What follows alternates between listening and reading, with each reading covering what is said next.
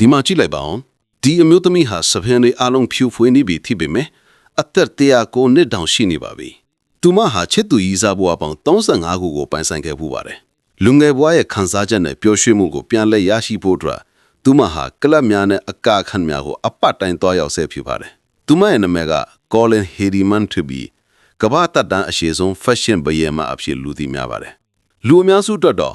အသက်100ကိုရောက်တယ်ဆိုတာဘီဒကလာတိုင်းဒါမှမဟုတ်အရာပေါ်မှာပဲအချင်းကုံဆုံးရတာလို့ဆိုလိုတာပါဒါပေမဲ့ Colin အတွက်တော့အခြေအနေကလုံးဝစန့်ကျင်ဘက်ဖြစ်နေပါတယ်သူမဟာနေစဉ်ထိုင်ထလေ့ကျင့်ခန်းတွေလိုလေရှိပြီးပုံပန်းညုပ်ပွင့်ကိုအလွန်ခယူးဆိုင်ပါတယ်စိတ်ပြလို့ကိုနူတာလို့လည်းသူမကပြောပါတယ်မိတ်ကပ်လိန်ချေပြီးတဲ့နောက်မှာဆိုရင်သူမဟာအသက်16နှစ်အရွယ်မိန်းကလေးတယောက်ထက်တောင်ပိုပြီးလှပနေပါတယ်ချမ်းသာကြွယ်ဝသူများဆိုကသူမကိုချစ်ရေးဆိုဟဲ့ကြပါမယ်သူမဒီဘဒုံကမှလက်မထခဲ့ပါဘူးသူမဟာရီစားထားအောင်မဲ့ထားပြီးဘရောမှာကိုအနောင်အဖွဲမခံပါဘူးသူမမှာရီစားပေါင်းညိုဆဲကြော်ရှိခဲ့ပူပါတယ်လက်ရှိချက်တူကောင်လေးကဆိုရင်သူမထက်အသက်80ကျော်တောင်ပိုငယ်ပါသေးတယ်တထထလုံးတကိုယ်ရင်းနေထိုင်ပြီးဘီလီယံပေါင်းများစွာတော့ပိုင်ဆိုင်မှုများကိုပိုင်ဆိုင်ထားတဲ့အတွက်သူမဝတ်ဆင်တဲ့အဝတ်စားတိုင်းဟာတန်ဖိုးကြီးမားလာပါတယ်အသက်100အရွယ်မှာတော့သူမဟာတောင်းမြင်ဖက်နှက်နဲ့ fashion ပြဝဲလင်းရလန့်လျှောက်လန့်ပေါ်မှာရှောက်လန့်ခဲ့ပါသေးတယ်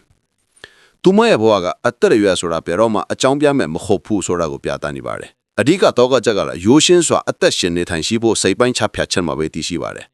ပိုတိကျင်ရစလို့မှန်ခဲ့ဖို့ပါပရိသတ်